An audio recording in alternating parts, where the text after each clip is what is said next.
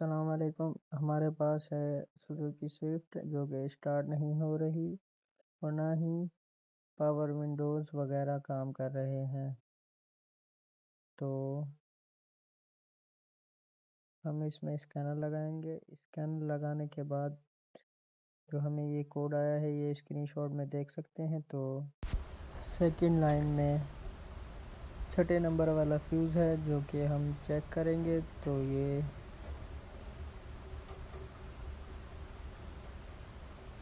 Fuse उड़ा हुआ है। तो हम दूसरा फ्यूज़ लगाने के बाद फिर दोबारा से चेक करेंगे।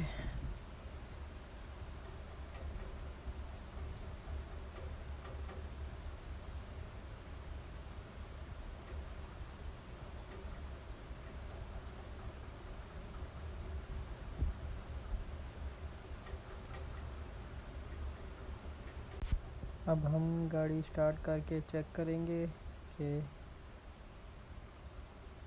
स्टार्ट हो गई है। तो पावर विंडोज़ वगैरह चेक करते हैं,